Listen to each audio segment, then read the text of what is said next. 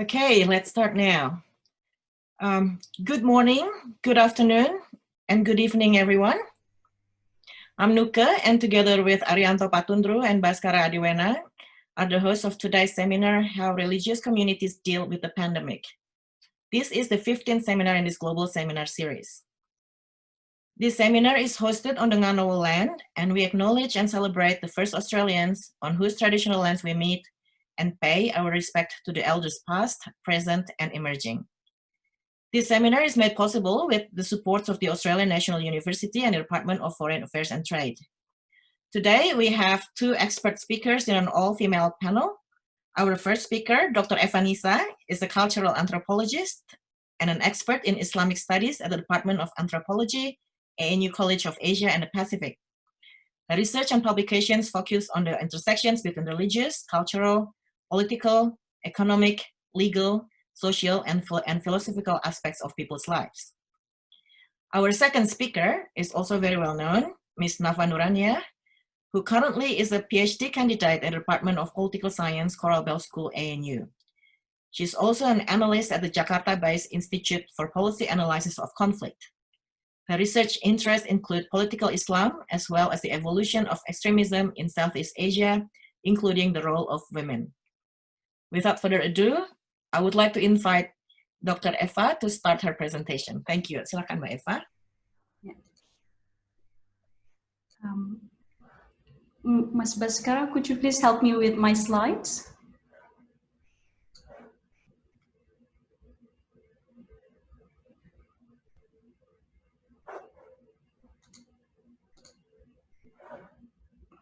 Right.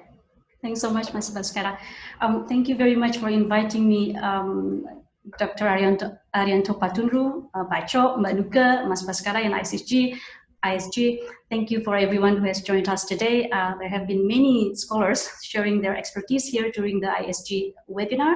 Today I will focus on something perhaps a bit different. I'm focusing a bit on the Islamic health theological discussion of COVID-19. This is, of course, a work in progress, just started. I will begin the presentation by talking generally on religion and the pandemic. Then this will be followed by an unpacking of religious guidance, especially COVID-19 related fatwa. I will connect this discussion with a broader discussion of the notion of moderate Islam and religious moderation, which has become popular nowadays in Indonesia. Next. There has been significant amount of attention towards religion since the beginning of the pandemic. Governments around the world, we know that they have been imposing restrictions, including seizing gatherings in places of worship in the name of public health. This is, of course, understandable due to the role of some religious gatherings in spreading the virus. Some gatherings have been labeled super spreaders or infection amplifiers, as also mentioned by Wilkman et al. One of the most famous incidents, of course, comes from South Korea in February. The Shincheonji Church was planned for contributing to South Korea's coronavirus outbreak. Within the Muslim community, we know that Tablighi Jamaat or Jamaat Tabligh, a transnational revivalist movement which originated from the Indo-Pakistani subcontinent, was named as a super spreader.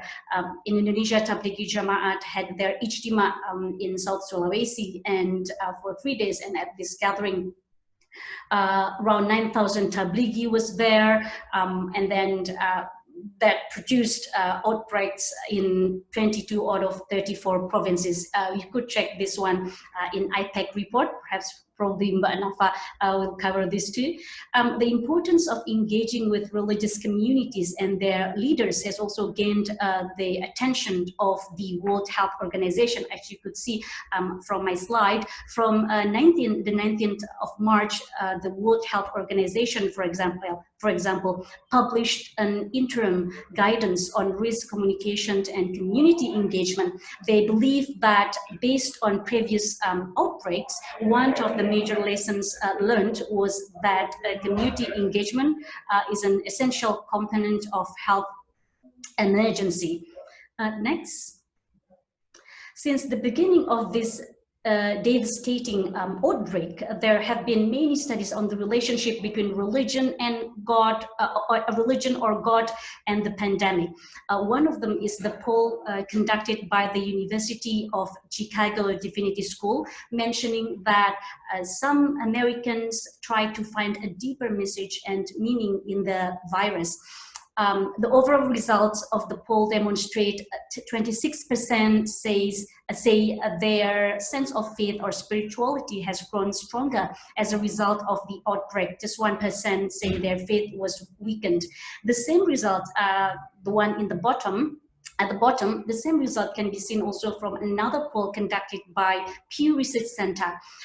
These results are resonant with some studies on religion and disaster. Researchers from Victoria University of Wellington and Auckland University, for example, carried out a study about the Canterbury earthquakes.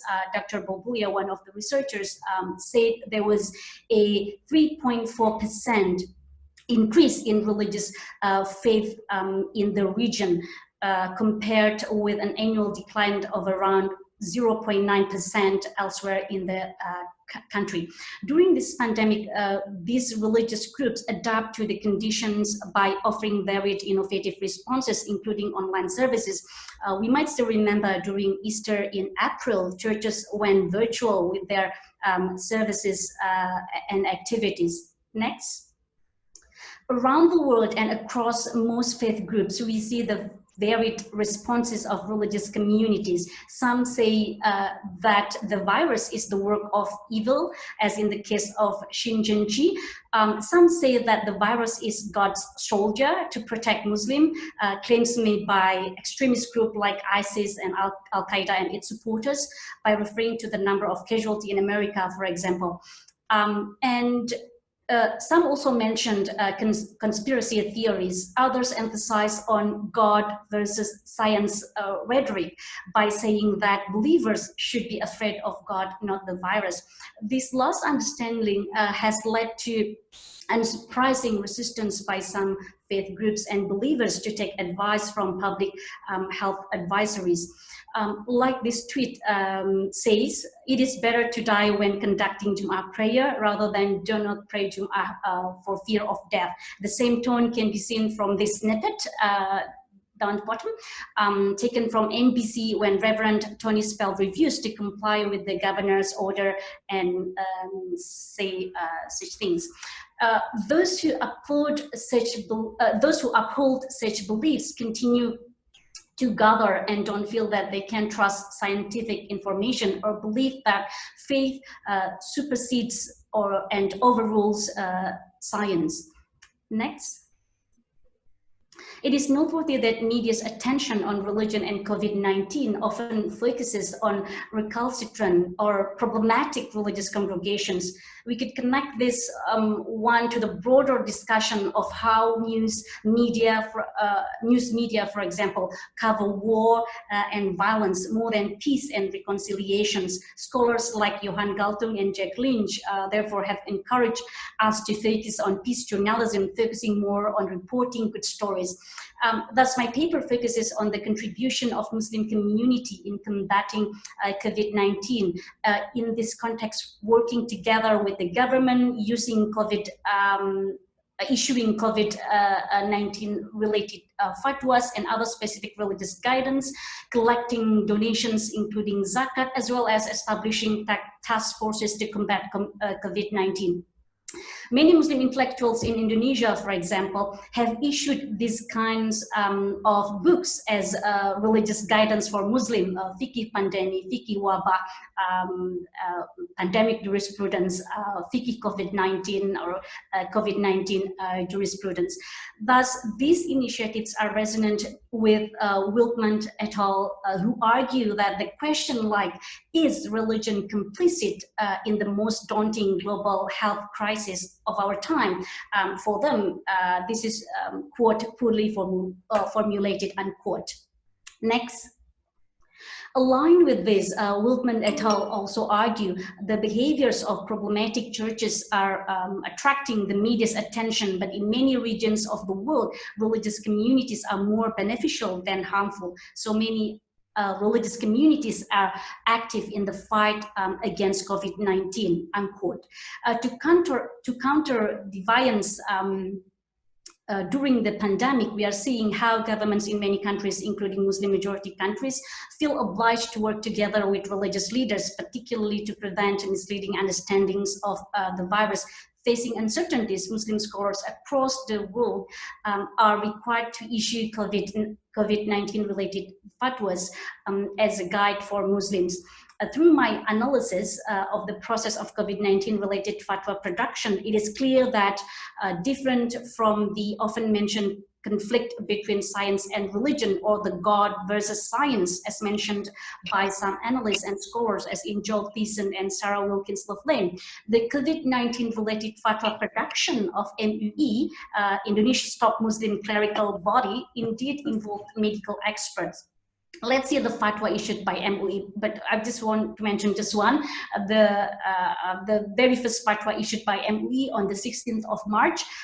It's on the giving guidance for Muslim on how to conduct worship during the COVID-19 outbreak.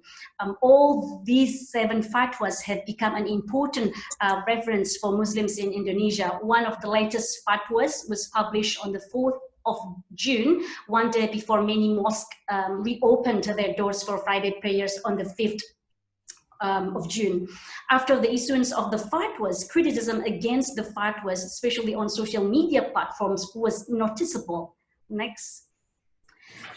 It is noteworthy that in Indonesia, this is just very briefly, various fatwas were issued by other mainstream Muslim organizations, including NU, this one. Next, Mas Baskara. Next, and Muhammadiyah. Next. Right. Criticism is often mixed. Criticisms against the fatwa is often mixed with hoaxes, which have been thriving during the pandemic. Scholars have focused now on infodemic, especially the COVID-19 social media infodemic. On February 15th, World Health Organization Director General, for example, mentioned, we are not just fighting an epidemic, we are fighting an infodemic. Right. Responding to this, the Indonesian National COVID-19 Rapid Response Task Force, for example, even has a special section called Hoax Buster on their website. One of the examples of is this hoax published in Hoax Buster on the 23rd of June. A Facebook user captured this and wrote a caption saying a new fatwa will come out, which I think adds the oddity and stupidity. What do you think about a new fatwa from grandfather?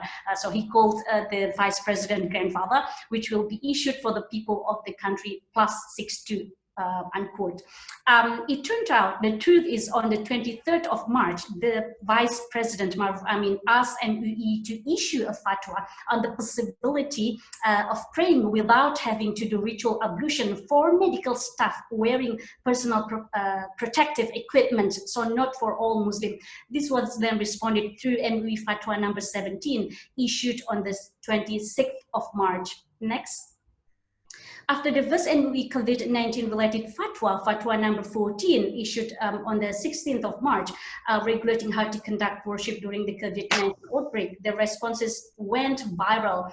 Although the majority followed the fatwa, a small number of Muslims opposed the fatwa on various grounds. It is important to note, however, as many have mentioned, like Nadir Shah Hussain, for example, from Monash University, the responses to the fatwa are the same as those of Muslim communities' responses to COVID-19, namely the categories of a radical, moderate, and liberal Muslim are not helpful in this context. This is one of the critics. The caption states, follow the call of scholars and follow your fear. Keep praying in congregation in the mosque. Refuse to be haunted by the threat of the coronavirus. And then the one next to it, the second caption is the response to the first one. It states, don't be afraid of virus. COVID-19 is God's creation. Tiger is also God's creation. Are you afraid or not? Being caged together with it. Next. The most famous comment came from the former Armed Forces Commander, retired General Gatot Nurmantio. For many of you aware of this one, on his Instagram on the 18th of March. This was then censored and labeled as false information. He wrote, "Let's enliven the congregational prayer movement to ask for God's help." The post garnered 32K likes 8 hours after it was posted. Next. Recently, I have attempted to map coronavirus-related fatwa issued by Al-Azhar Ulama, Al-Azhar University, where I complete my bachelor's degree, is known as the leading authority in the world of Sunni Islam, as also mentioned by Masuda Bano. Alongside continued effort to curb COVID-19 in Indonesia, moderasi beragama or religious moderation has become a hot topic, especially since religious moderation has become part of RPJMN, or Indonesia's National Medium-Term Development Plan, calling religious communities to maintain tolerance, coexist, and respect others. One of the elements in the religious moderation is to avoid rigid and literal understanding of religious doctrines and to practice religion flexibly, in which religious rulings can adapt varied conditions. Referring to the trajectory of the transmission of religious knowledge and also fatwa production, Indonesian ulama have historically turned to ulama or Muslim scholars from Al-Azhar University for religious advice. Indeed, many Indonesian Muslims sitting on various fatwa boards, not only MUI, the Indonesian Ulama Council, but also within Muslim mass organization, within fatwa division in varied Muslim mass organization like Muhammadiyah and NU. Many of them are the products of Al-Azhar University. So thus, it is not surprising if during the COVID-19, Al-Azhar Ulama in Indonesia and their fatwa are often mentioned. This is just one of the example. Next. Right. You might wonder why I don't focus on fatwa from Mecca, as other scholars have mentioned, Nico Captain, Yuki Shiozaki, and many more. Until the early 20th century, Southeast Asian Muslims, including Indonesian Muslims, often request fatwa from the ulama in Mecca. The popularity of Mecca reached its peak, especially in the late 19th century, and since the acceptance of the first Malay students at Al-Azhar, then Al-Azhar has become more popular than Mecca for many students from Southeast Asia. Right, Al-Azhar moderate approach can be seen in its discussion of fatwa and COVID-19. It also criticized those who understand religious teaching literally and rigidly. In engaging with the COVID-19, Al-Azhar emphasized the main objective of Sharia Islam or divine law. Sharia, and then they emphasize as well that Sharia in its ruling protect the basic human needs, the 5 basic human needs, which is protecting the lives, protecting religion, protecting reason or mind, protecting offspring, and protecting property or ownership. Acknowledging the influence of virus in the way Muslims practice their religion and the opinions of some who believe that the new rulings contradict the established jurisprudential rules, ulama in Al-Azhar and Indonesia then produce new guidelines for Muslim. One of the example is in the context is the ruling pertaining to following instructions of government authorities. Next. This is my last slide. Now, let us see very briefly how Al-Azhar ulama respond to COVID-19 and how moderate their understandings have been. Let's examine just 2 fatwa here, which are similar to those issued in Indonesia.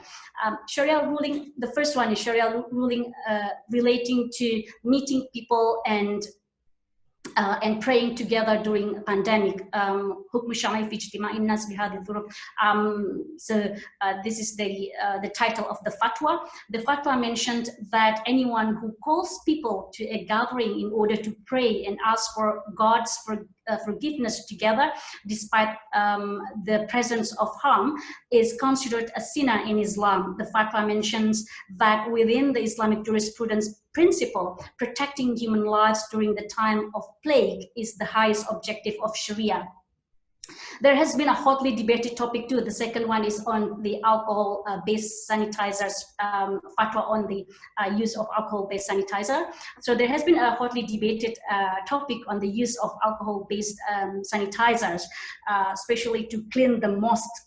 A few members of ulama believe that it is unlawful to use it, especially to clean mosque, which can make it impure.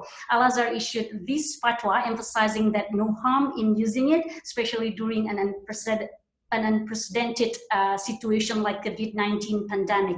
They refer to one of the most important objectives again of Sharia, which is to protect human lives.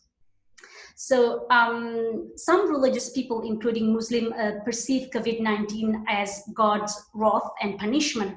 Victor Lieberman, for example, says religious people throughout history often saw plague as the manifestation of divine will, as a punishment for sin and a warning against moral laxity, unquote. One of them is the controversial, one of the examples is the controversial statement by Rabbi Meir Mazuz, an Orthodox Israeli rabbi, claiming that the spread of the deadly coronavirus in Israel and around the world is divine retribution for gay pride parades. And this might remind us as well to Bishop Brian Tamati's statement too, pertaining to the earthquake in New Zealand. He blamed gays, murderers, and sinners for the earthquakes. The position of moderate ulama of Al-Azhar and also those in Indonesia is against this kind of understandings. Dr. Mabruk Atia from Al-Azhar, for example, says, if there are still humans alive on earth, know that God is not angry, because if God is angry, there's nothing left of humanity. So my conclusion, during the pandemic, the government needs to work together with religious leaders. World Health Organization believe that religious leaders are a critical link in the safety and net for vulnerable people within their faith community and wider communities.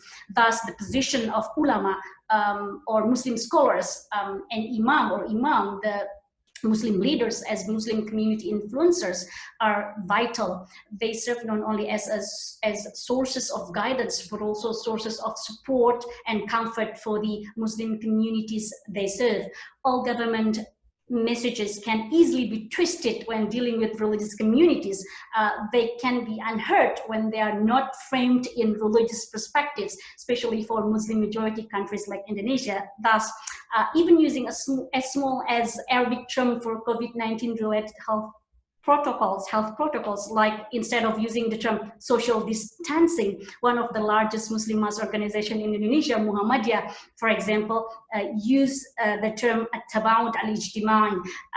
So use the Arabic term, or let's say, to lend Islamic credibility to the concept, as also recorded by Mark Woodward in his article.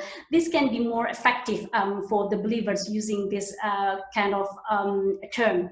During the pandemic, we can see good signs of less polarized Indonesia, which can be an asset for maintaining Indonesia's social capital. Religious moderation is more clearly evident during the pandemic. Analyzing what happened now, the fatwa issued by Muslim from Indonesia to Egypt have demonstrated the spirit of moderate Islam or wasatiyah in understanding religious doctrines, reflective in what Al-Azhar and also today's Indonesian Muslim scholars call as rationally religious, beragama secara rasional. So religious moderation can also be seen from the way ulama see religion and science as complementary. I should stop there. Thank you. Thanks so much. Okay, thank you. Silakan Mbak Nafa. Sorry. Okay. Thank you very much, Mas. Can you please share my PowerPoint? Thank you.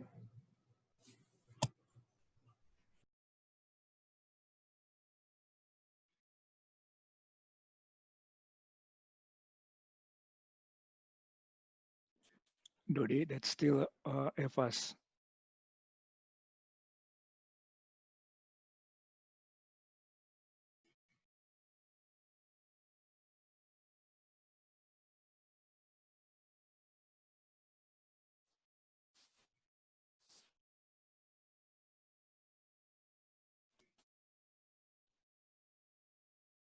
Mbak Nafa, you're still muted. Yep. Okay. Oh, You're sorry. good. Okay. Okay. Oh, thank you so much. Mbak Eva already covered all the fatwa from all over the world, so which makes my job easier. Today, I'm going to focus on how the religio-political polarization, especially from last year's election, affected religious groups' responses to the COVID pandemic. Next, please. Thank you.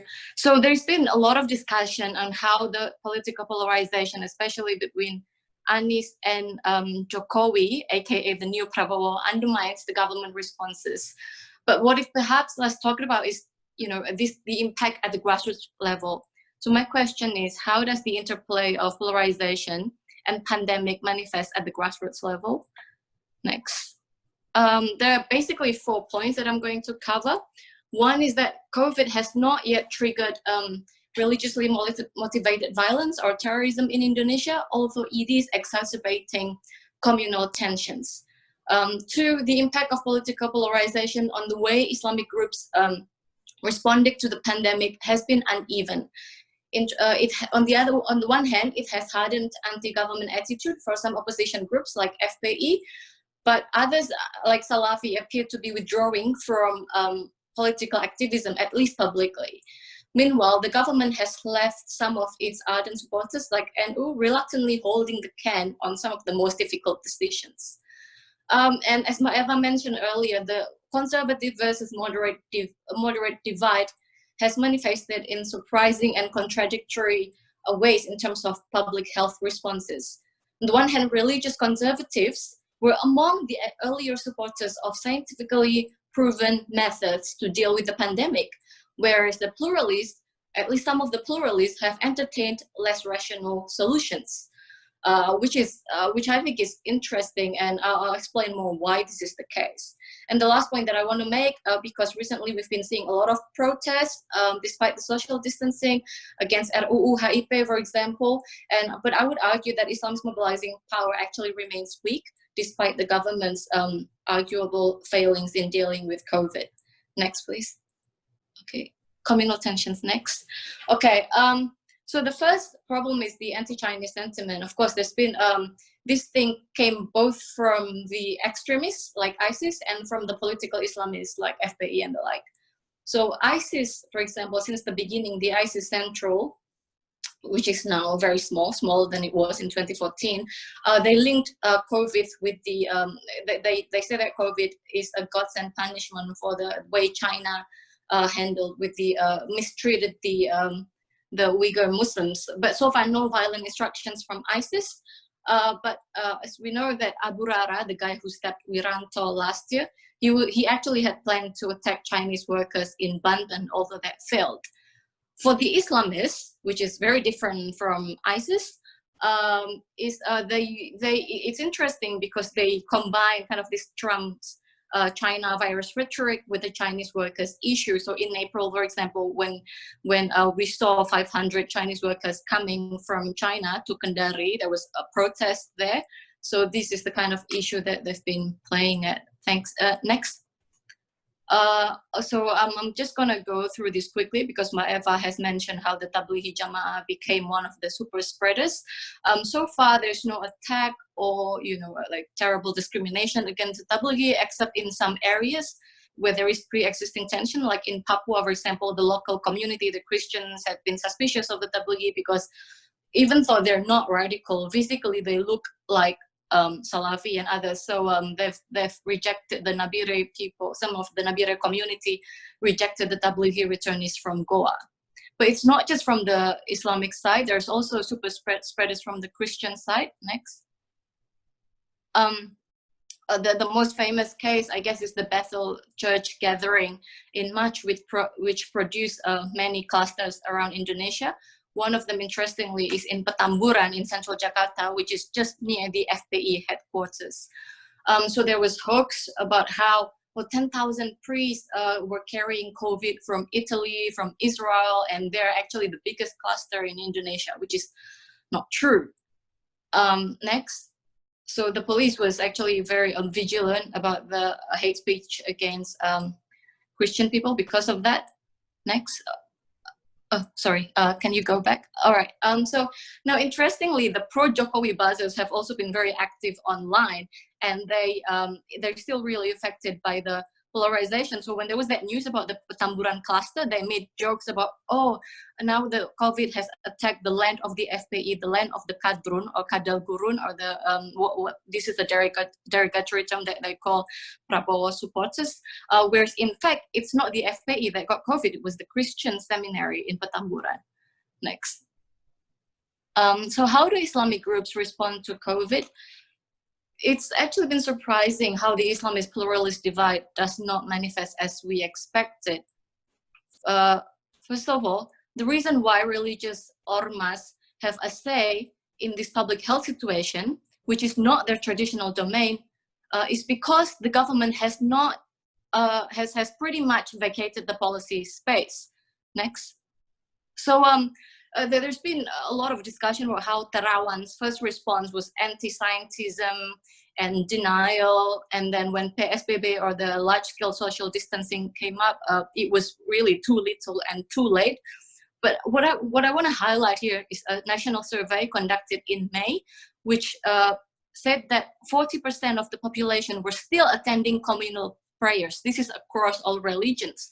What did Jokowi do? Not much, really, because Jokowi, he's still got this trauma of being seen as anti-Islam. So he pretty much delegated all responsibility to regulate religious life to Mora, to Fahru Rozi, who is very unpopular, and also to MUI, which means that there is a lot of space left for Islamic mass organizations to fill the gap. Next, so let's go with NU. NU has been one of the staunchest government supporters since last year's election. So one might expect it to do, whatever the government wants, but it hasn't been that simple. When Jokowi passed the bucket to NU to make tough decisions, for example, prohibiting Salat Tarawih or Mudik, NU obliged, but it was reluctant to really enforce it in the community. NU, I think it's partly because they think that it is the government responsibility to enforce it, but more importantly, NU itself is divided over the pandemic. So there's the rationalists, these are the PBNU elites and some of the highly educated Nahdiyin who agree with strict social distancing or territorial quarantine.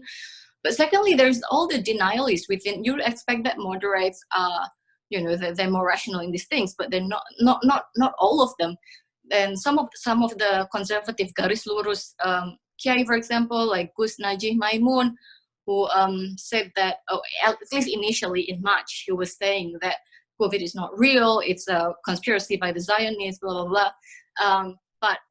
But some of the kiai in East Java who are otherwise very tolerant in other issues, they also say the same thing, that it's just manufactured by pharmaceutical companies to make profit.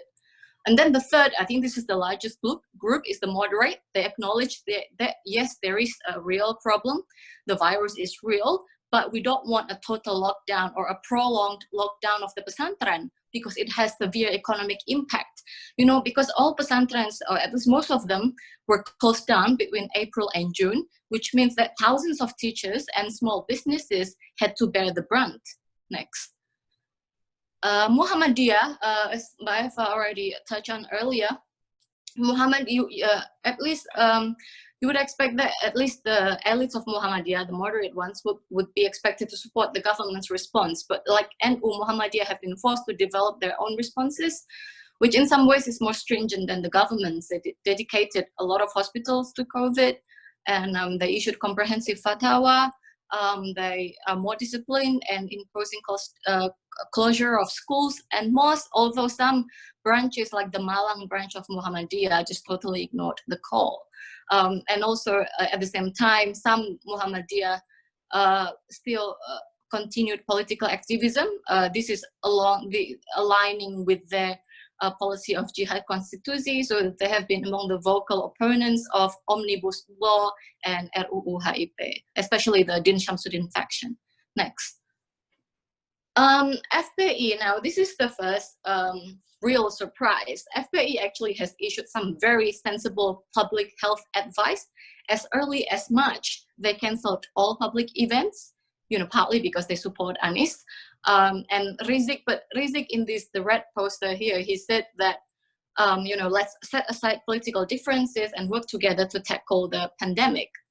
But as I said, is it scientifically motivated? But not really. It's actually more politically motivated. If you look at all FPI statements, they've issued a lot of statements since March. It's mostly the reason that they give is one is criticizing Jokowi and then praising Anies as the role model of COVID leadership. And they also peddle conspiracy theories behind government's lack of policy about herd immunity claims and so on. So FPI really hasn't lost their anti-government focus. FPI also has a humanitarian wing called Hilmi that has been very active in giving aids to the people and also those disinfectant spray in the community. Next. HTI. Now, like FPI, HTI has also taken a rational public health policy stance. Also, at the same time, it's keeping up its attacks on government. HTI media thrives during pandemic, just like us. We have a lot of webinars, so is HTI people. And for example, the women wing of HTI, Muslimah HTI, has a media called MMC.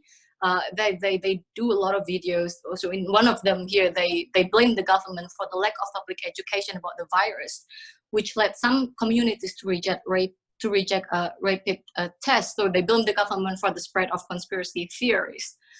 Ismail Yusanto also been invited to countless webinars, including the latest one on RUU HIP with other MUI leaders. Next.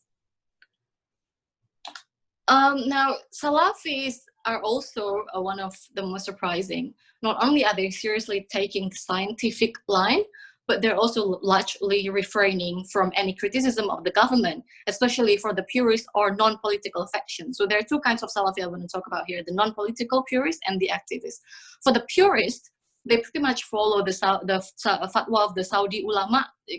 Saudi has been praised globally for its swift and effective response, despite some controversy like locking down the Shia province. But overall, it's taken a very decisive stance, banning Umrah and Hajj. So the purist Salafis quoted fatwa, for example, listen and obey your leaders, avoid crowded places. But it's not just the religious justification. Salafis also have many medical doctors in its rank.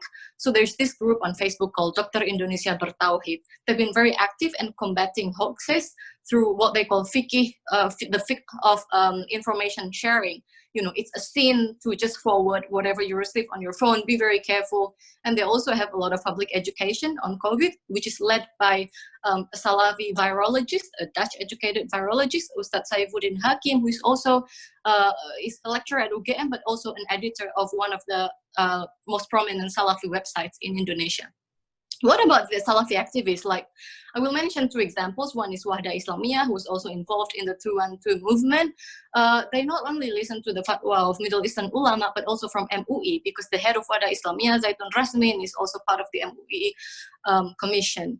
So some scholars have called Wahda as an indigenous Salafi, because they adopted some of the Indonesian elements, cultural elements. So, and then Wahda Islamiyah also seeing COVID as an opportunity for da'wah and giving social services. The second kind of Salafi activist is MIUMI, or the Majelis Intelektual and Ulama Muda dan Ulama Muda Indonesia, led by Bahtiar Nasir, who was also one of the leaders of the 212 movement. They support Anies Baswedan's lockdown policy, but they haven't been very vocal in criticizing the government. The repression actually worked very well. In the case of Bahtiar Nasir, as you probably recall, he exiled himself to Mecca last year after the police charged him with terrorist financing. Since he came back late last year, he has been lying low and avoiding public criticism of the government. Next. Next. Now, how about the Islamist mobilization during the pandemic? Now that the government has reopened public spaces, and actually the latest survey from Indikator shows that most people support this reopening of public spaces, and so the Islamists had observed social distancing quite well, but now that public spaces are open, they're trying to mobilize again. They usually still try to have physical distancing measured at protests. This is like the Black Lives Matter protesters in the US, like wearing masks and so on, but it's not always easy. Next. So the RUU HIP protest, criticism of government's COVID response by Islamists hasn't borne the fruit they hoped so far. So they're seizing on other opportunities like this RUU HIP. If you see this mobilization, there is some resemblance with the anti-Ahok movement. For example, they use the MUI fatwa as a catalyst, and there's a convergence of interest between the Islamist groups and political parties like Partai Demokrat, PAN, and PKS, for example, that rejected the HIP. But so far, they're only having limited success. The last demos are probably just at 1,000 people. Why? Because, as I said, the state repression worked really effective on the Islamist groups, and it was also because the communism issue is not as uniting as the Ahok issue as a common enemy. Next. What about omnibus law? We saw a big protest recently of the omnibus law, which is not just from the Islamists, but also from other groups like student groups, labor unions, and there's much bigger protest. And so now there's a question, is it possible that they're finding common ground with non-Islamist groups? So far, not really, because if you see in the Thursday rally, the student union and the labor groups actually told the police specifically, we don't want to mingle with the Islamist protests. So they asked the police to create physical barrier. But could they find common grounds in the future? I don't know, probably, if more people are disillusioned with the way the government handled the crisis, or with the fact that government and DPR are pushing some highly contentious legislations during this tough time. So in conclusion, as we've all been reminded by the Victoria outbreak, COVID is not going anywhere. And in Indonesia, Islamist opposition groups are still looking for opportunities to weaken trust in the government. Government, for its part, should help itself by improving transparency and public communication. Now, while all countries are, of course, struggling to combat the health crisis while still keeping its economic afloat, Indonesia is really not an exception. We're on the same boat, but in Indonesia, there's probably more risk, because as the pandemic drags on, the economic downturn could have a greater impact and provide impetus for religious or ethnic tensions to flare up, especially against the Indonesian Chinese community. Thank you. Wow, I think we all can agree that we have two very excellent speakers today. Now to the discussion. I would like to invite, I will take 3 questions at a time. There are 2 ways to do it. You could either write down your question or you can raise your hands. And first I would like to invite Ibu Catherine Robinson and Pak Greg Philly and Pak Andy Bayuni from Jakarta Post. If any of you would like to provide comment, Pak Greg?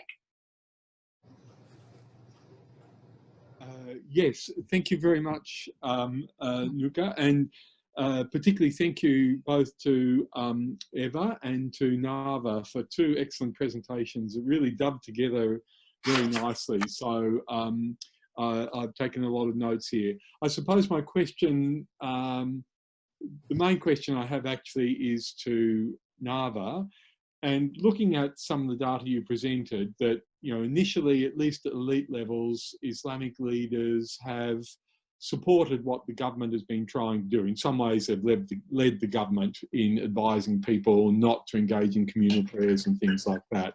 But you noted the recent survey data that shows that there's this growing public mood that they want the restrictions lifted, they want the economic activity to return, and they certainly don't want Islamic schools shut down.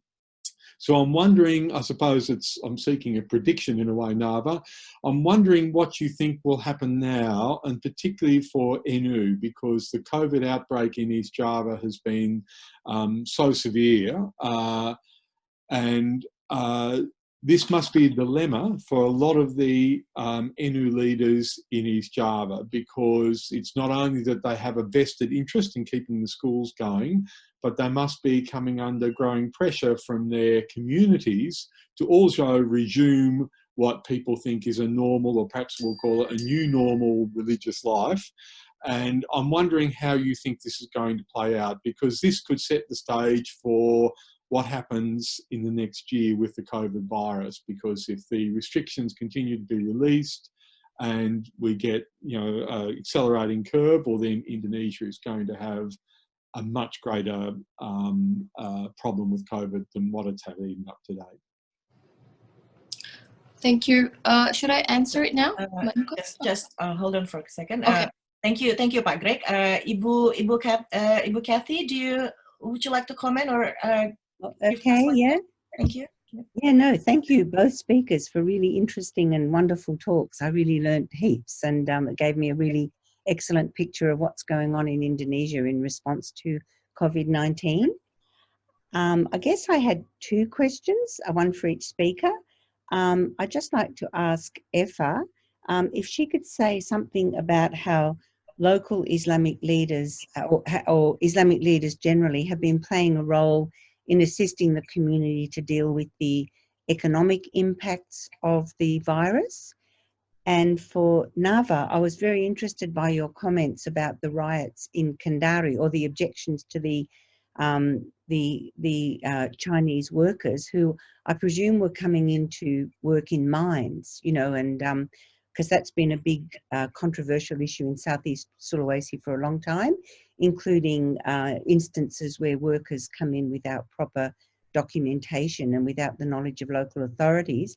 But you ended your talk by saying that you thought that that the virus could lead to outbreaks of opposition to Indonesian Chinese. So I just wondered if you could tease out those two issues, and or even about how they're connected. That the the Trumpian idea of the Chinese virus, how it's playing into those kinds of relations between Indonesians, including Indonesians who acknowledge Chinese descent, plus the concerns, or in comparison to the concerns that in places like Sulawesi, local populations have about the ways that Chinese companies have been doing business. Okay, thank you, Bu Kathy. Okay. Thank you, Ibu. Just one more. I'm going to invite Pak Andy Bayuni if he has a question. Yeah, sorry. Thank you. Can you hear me? Yes. Yes. Okay. Thank you, Nur Kamala. Very good presentations, I think, by both speakers. I think I'm interested in the political power play between Jokowi and the Muslim conservatives. I agree, I think, from both speakers as well, that COVID-19 actually has been good for Jokowi in his running battle with the Muslim conservatives. He's had these problems throughout his first term, and then after the second term, I think he has some control over the conservatives, because he brought the Muslim conservatives into his government. The vice president and U very much on board. And I think COVID-19 has left the more hardliner Muslim groups even in a difficult position, because they try to be seen as opposing Jokowi, but I think eventually they realize that that's not going to win them support, and they sort of, like Habib Rizik and everybody else, they were very much supporting the president's policies, almost all of them, on pandemic. But I think moving on, now that the situation has sort of calmed a little bit, and then there was an opportunity. I think you mentioned the debate about the bill on Pancasila that gave the opportunity for the more radical Muslim groups a platform for them to criticize, and they sort of succeeded. But I think that was just a one-time off. I'm just wondering, moving ahead, what issues should we be looking at in terms of this political power play between the president and the Muslim conservatives that would lead to sort of the two of them drifting apart, put it that way. Not just the hardline Muslim group, but I think even I think you mentioned Nahdlatul Ulama and Muhammadiyah also have some problems with president policies on COVID-19. Thank you. Okay, thank you, Pak Andy. I would like to invite Mbak Nafa first, and then Mbak Eva. Is that okay? Yeah. Okay, thank you for all the questions.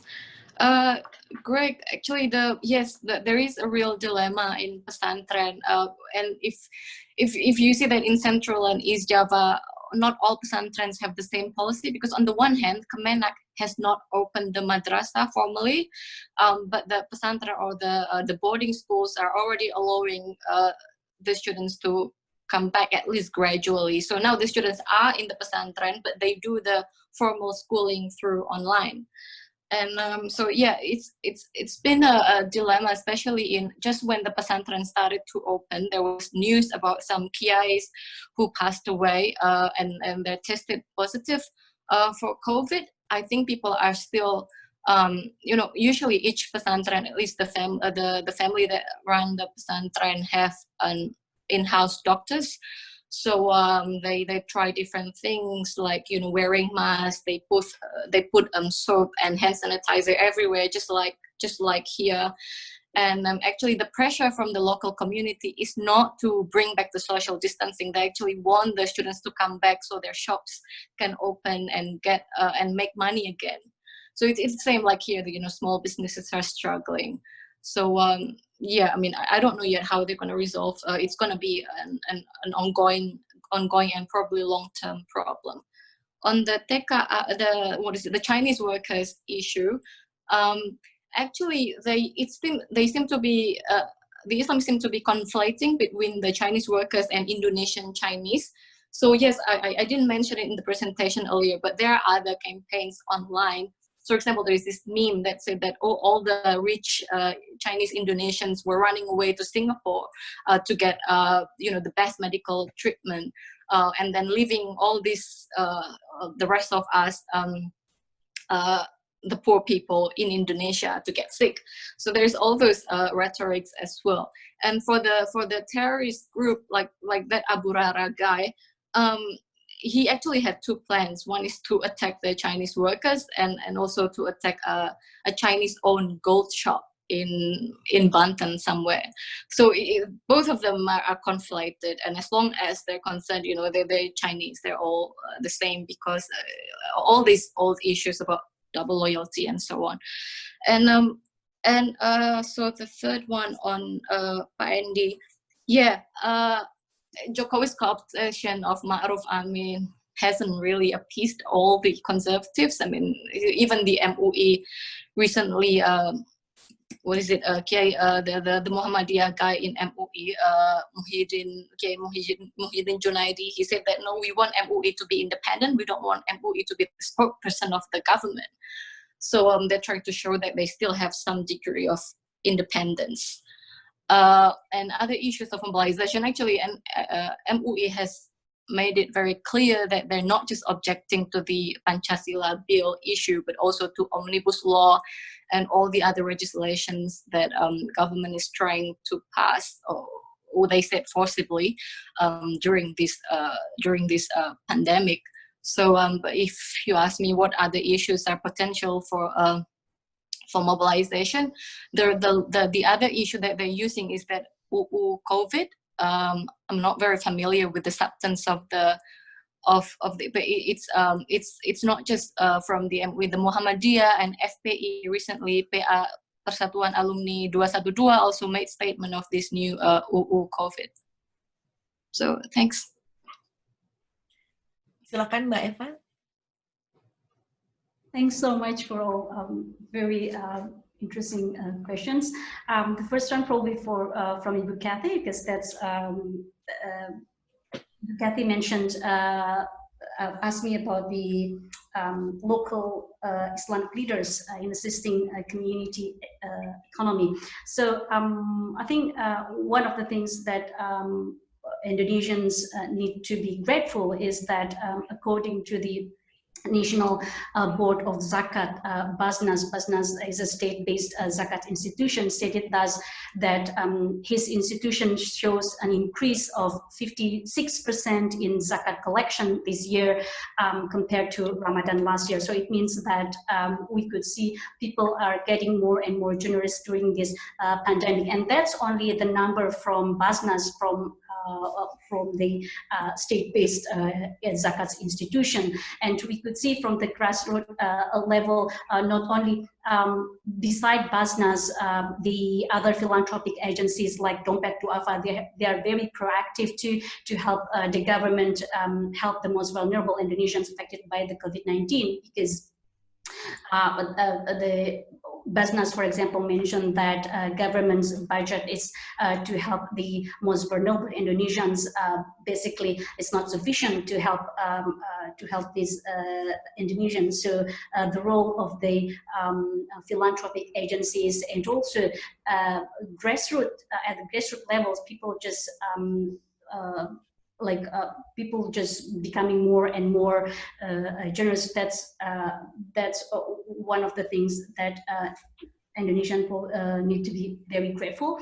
So and then I think I could add the question from Pa Ed, from Pa Greg. The Education and Culture Ministry has announced that the Indonesia will allow phased reopening of school located in COVID-19 low-risk areas or green zones starting in July. And we could see that starting from 15th of June, Islamic boarding schools have opened to students gradually. On 20th of June, for example, Pondok Pesantren in Lirboyo that have more than 28,000 students already invited their students to come, but they didn't invite all the students. They invite only around 2,000 something students to return, and they also they try to follow the government protocols with the sleeping arrangement, for example, usually the 5 times 7 meter for 20 people. And now they try to make sure that there's a distance like 1 meter or 1.5 meter. And because once the Kiai or the one shouldn't get infected, then the potential risk for them to transmit to each other it's just it will be very massive. So yeah, so that's Okay, thank you. I think I will invite Asa, James Fox, and Mbak Erlina to ask questions. Asa, please. Thank you. I really enjoyed the talk, and both of you gave me a lot of insight as a person who's working in India mostly. So what I was interested in is you both spoke about Tablighi Jamaat. I guess Eva elaborated a bit more. I'm sure you know that in India, the Tablighi Jamaat conducted in March a big conference in Delhi, which was hugely covered in the media, and Muslims were seen as the super spreaders of Corona in India, and it played well into the right-wing nationalist BJP government.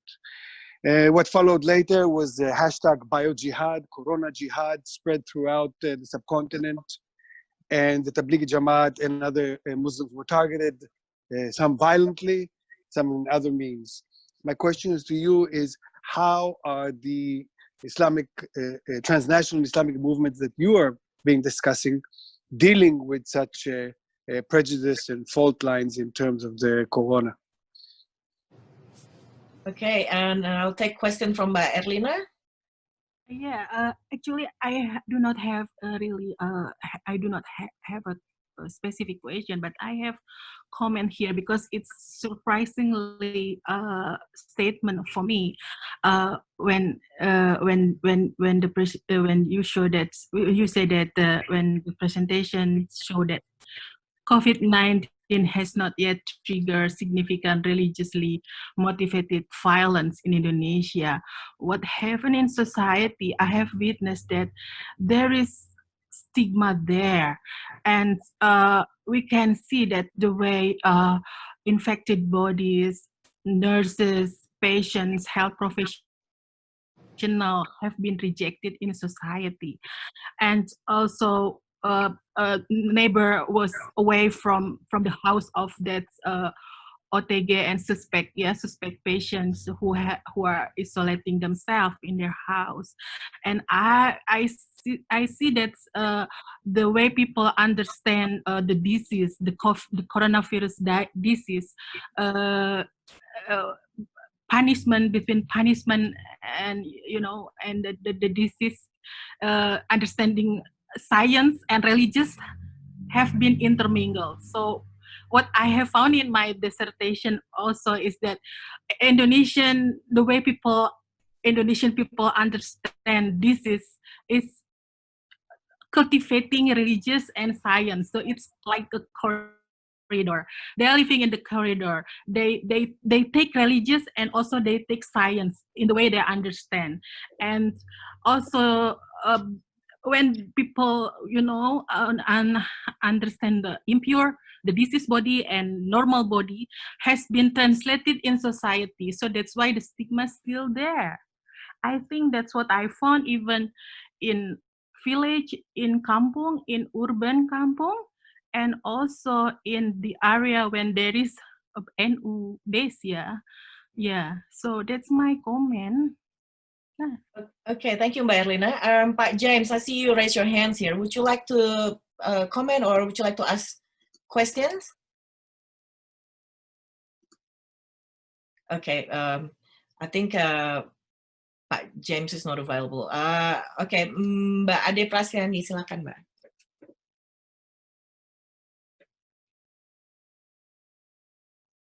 Mbak Ade? Hello? Yeah, Mbak Ade, can you hear? Can you talk?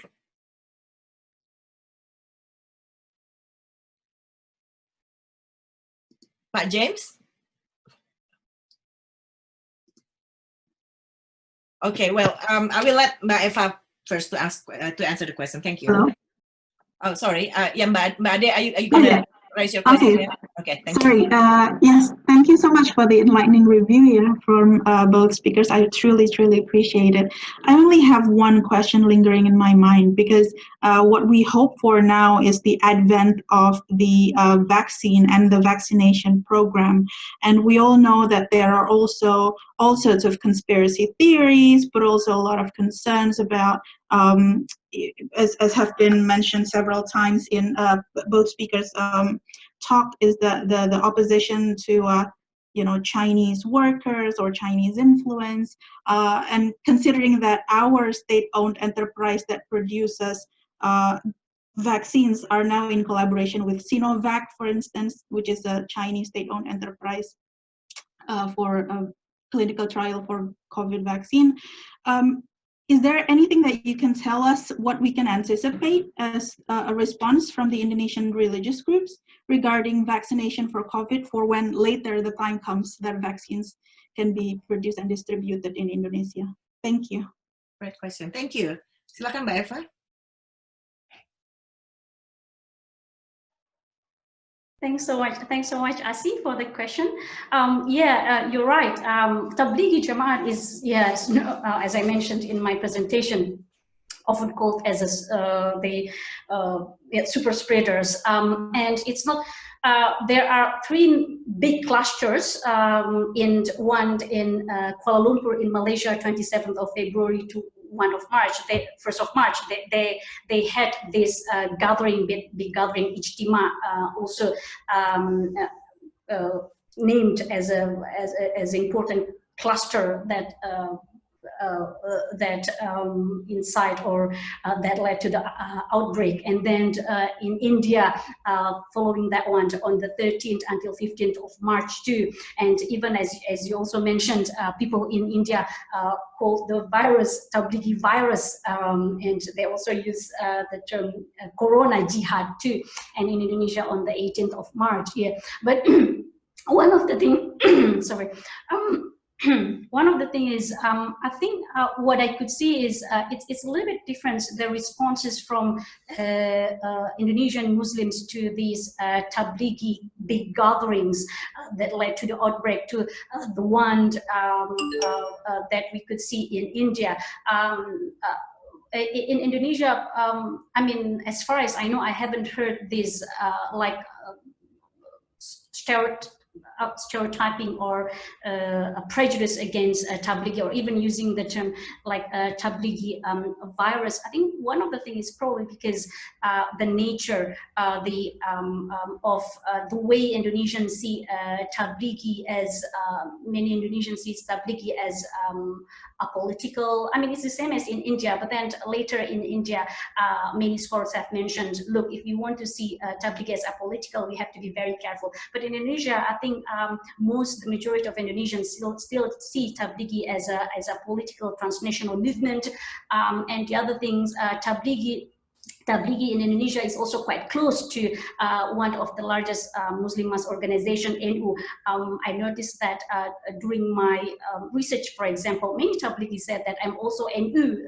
So NU is known as moderate Muslim organization. So the close connection of Tablighi with these big Muslim mass organizations, and also the way people see Tablighi, it's also, I think it's also one of the things that help the Indonesian Tablighi. I mean, Indonesians really don't see Tablighi as the cause of this the spread of the virus or the big outbreaks in Indonesia. And the other thing is also, yeah, we see the history in India and the cultural, historical. So it becomes very.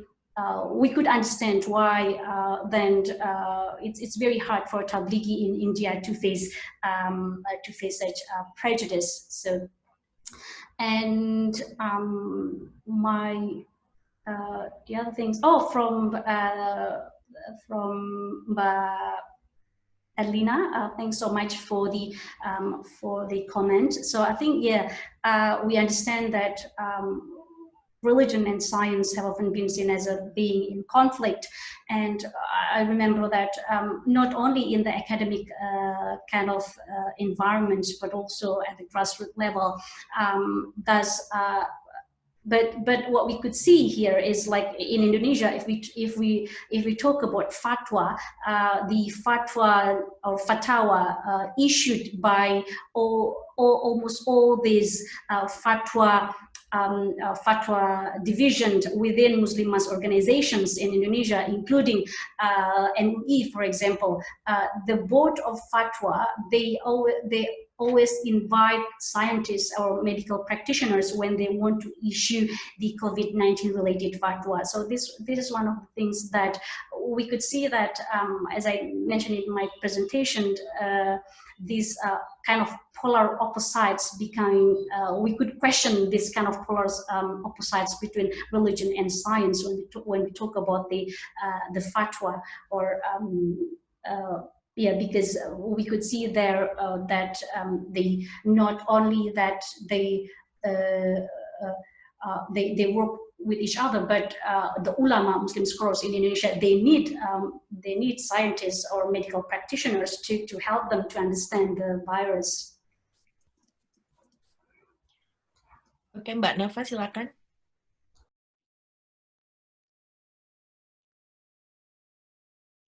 Oh, you're muted, Mbak. Okay. Okay. I'll start with the vaccine issue. I think we can at least expect that for NU, Muhammadiyah, and Salafi, they will support vaccine. This has been their stance. Salafi, for example, especially the virologists, the doctors, they're saying that herd immunity is not the right approach. They more prefer the vaccine. But the Sinovac, and it's the fact that it's a Chinese company.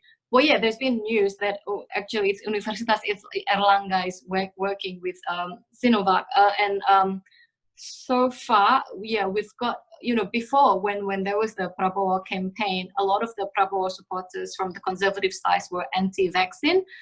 That's why I found it really interesting that in the case of COVID, they took a more scientific approach. So, I mean, at least I hope that, they would be entrapped by their previous stance that, they would support the vaccine. But yeah, I mean, it doesn't dismiss the possibility that there will be more hoaxes coming in about the Chinese vaccine and, that encourage people to reject it. So far, that the rejection is because of the lack of education. So people think that rapid test is, it's just a business ploy from companies. So, but with the right public education, and especially from the, as Eva said, from the religious leaders, I think this issue can still be contained, and I think the government can take advantage of, this large public desire to go back to normal. To 60% of the public or wanted to return to normal economic activities. So if you make vaccine as a requirement, for people to go back to work, then I think it's manageable. The problem is that government has, at least at the beginning, was very indecisive. So that has to change and has to be more firm about their decisions. And so for the prejudice and tabligh jamaat, so for a lot of the, I think people know that tablighi, they do khuruj, 40 days preaching from mosque to mosque, and a lot of the tablighis who were going to participate in the Goa Ijtima had been in Indonesia for a few weeks to do the khuruj. So so in Indonesia, people don't call them tablighi, they call them jawla. And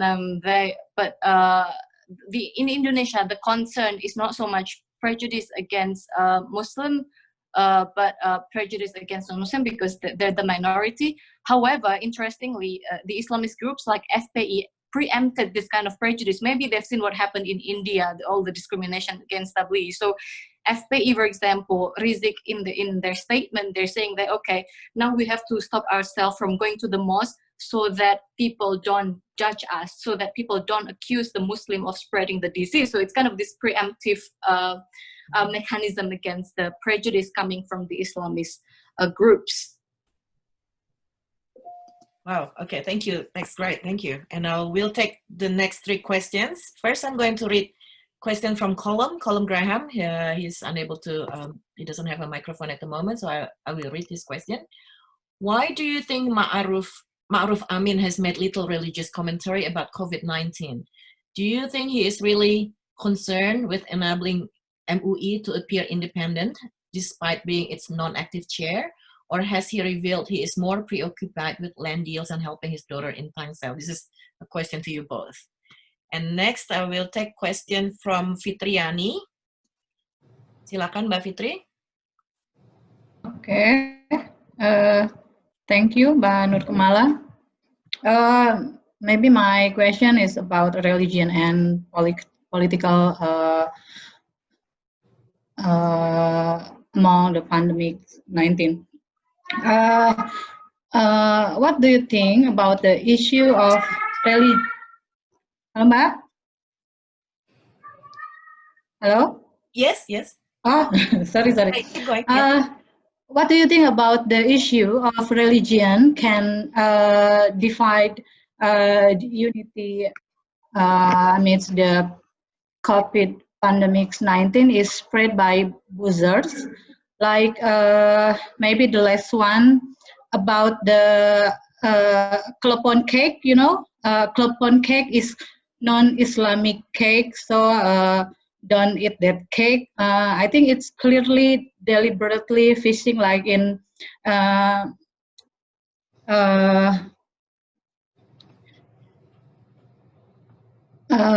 fishing in air crew. What do you think about that issue, Mbak?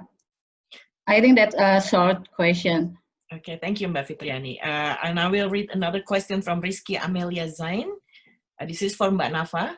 I'm particularly interested in how you describe a wide range of responses from various religious organizations to tackle health misinformations in regards to the pandemic. I think we probably have answered this before. Do you think those religious organizations have urged their followers in an effective manner to curb a rampant spread of conspiracy theories? Absin Muhammadiyah has made a numerous public call to their followers to stop spreading senseless, in brackets, Jewish and Chinese conspiracy theories, and that doesn't seem very effective. So what might be wrong in their communication strategies? There's a comment from Corona Rintawan to Mbak Nafa that I just want to give you an update that until today, Muhammadiyah already has 79 hospitals to manage COVID patients. Okay, so yes, silakan Mbak Nafa first maybe. Can you repeat Column's question again? Sorry. Okay. Why do you think Ma'ruf Amin has made little religious commentary about COVID-19? Do you think he's really concerned with enabling MUI to appear independent despite being its non-active chair, or has he revealed that he is more preoccupied with land deals and helping his daughter in Tangsel? Look, I don't know. I haven't talked to him personally, but yeah, I think he's been trying to just ask MUI to issue the fatwa, which so far MUI has obliged until a certain extent.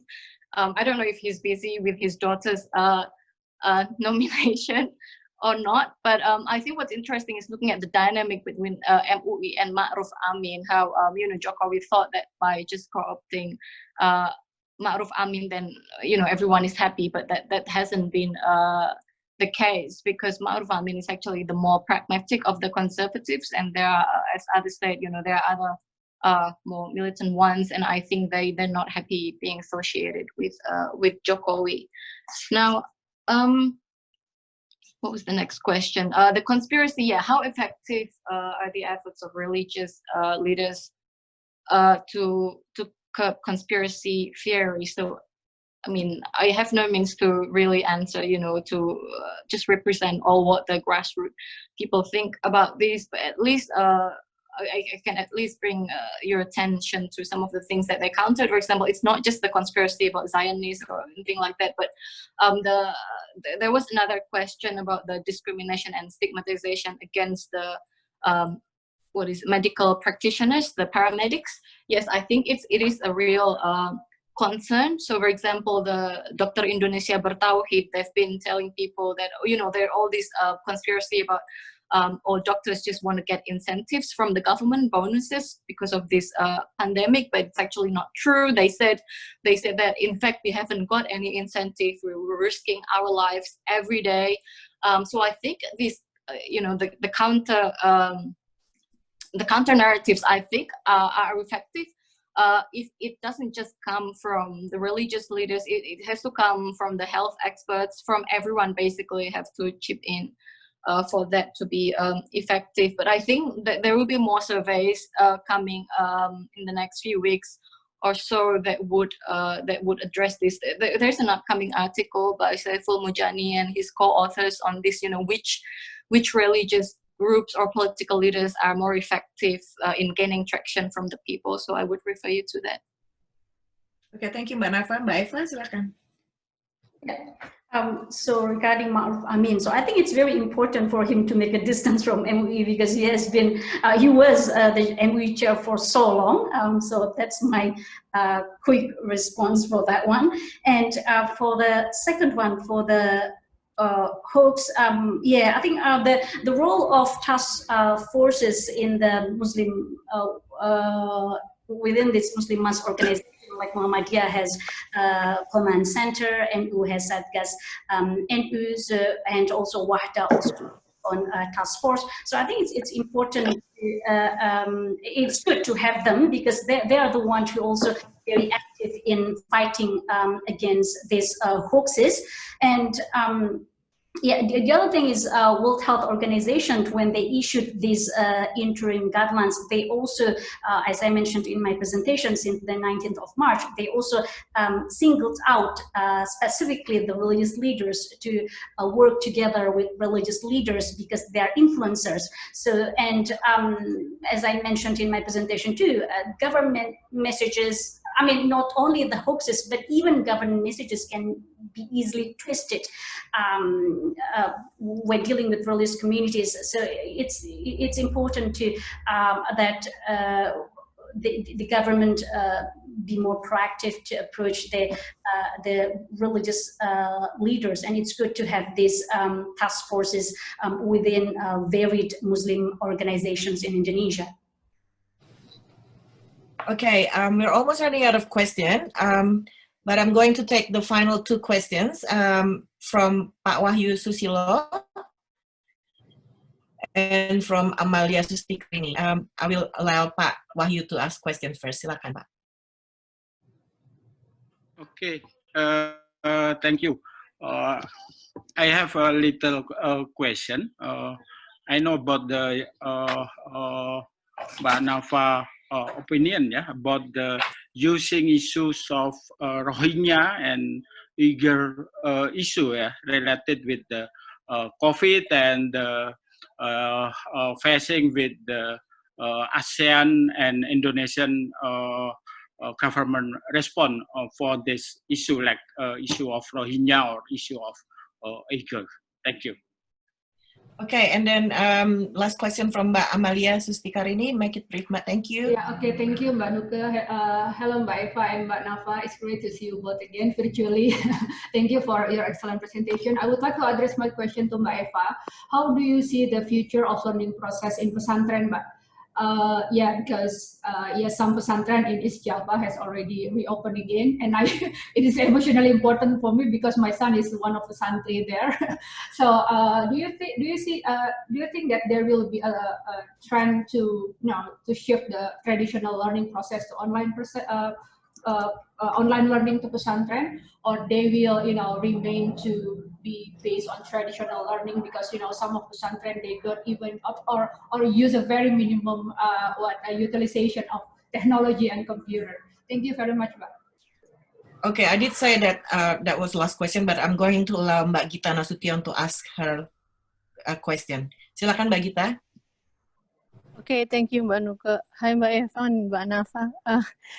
My question is just exploring the issue about the pesantren, actually, and I just wonder if you have an observation how this pesantren is actually helping the poor families, because yes, in economic issue, probably it helps the small economy around the pesantren, but on the other hand, for the family themselves, probably pesantren can help them reduce their financial and care burden for the families, so that they can actually work without having to, having to care for the children, or having to find extra money for the family living. So probably Mbak Eva and Mbak Nafa can have their observation. Thank you.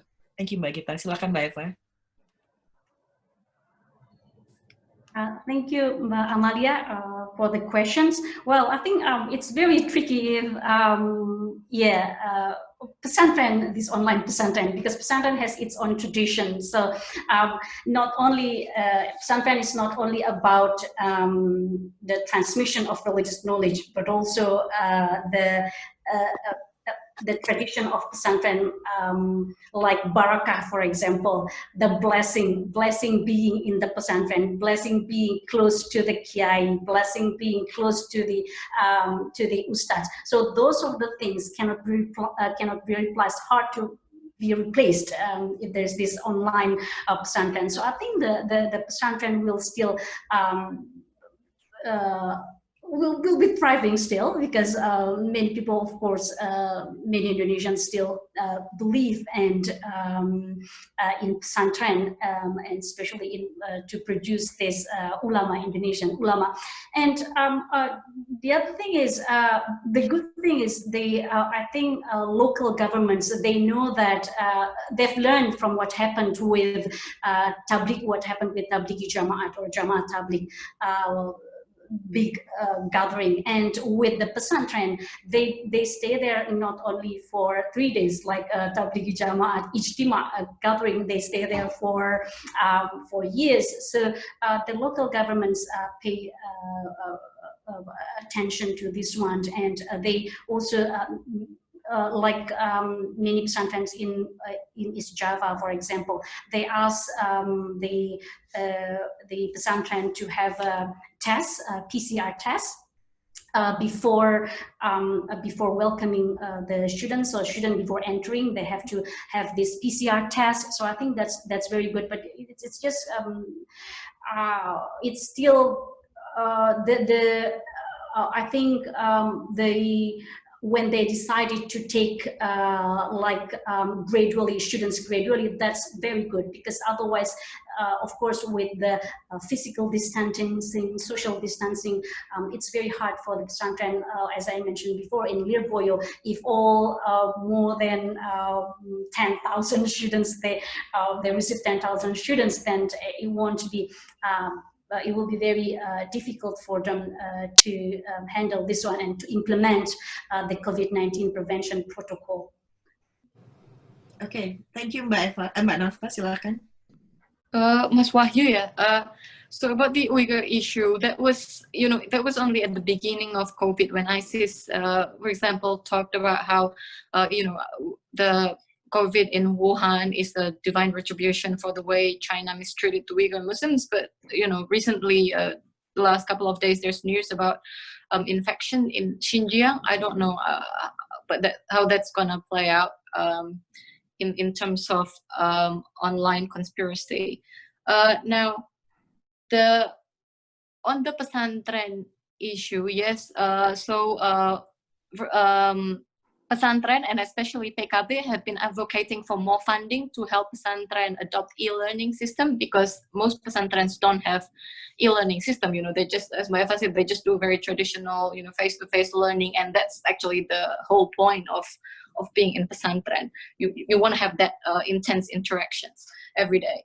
And so now PKB has been advocating for more funding. The Ministry of Religious Affairs has announced, I can't remember, was it 2 billion or 2 trillion for funding? But then there was protests from other religious groups, like, what about Christians? What about Hindu? We also need funding for our schools. So now the MORA actually expanded the funding scheme to all religious schools. Okay, thank you. I think that was a really, really good presentation. Thank you so much, Mbak Eva and Mbak Nafa, for excellent presentations today. And thank you for everyone who has attended today. And I'm going to invite Acho to close and to talk about next week's seminar. Thanks.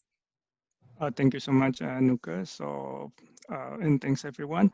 Our webinar next week will be on jobs and the pandemic in Indonesia, featuring Dr. Titik Anas from the Ministry of Finance, Joanna Octavia from University of Warwick, and also Dr. Chris Manning from ANU.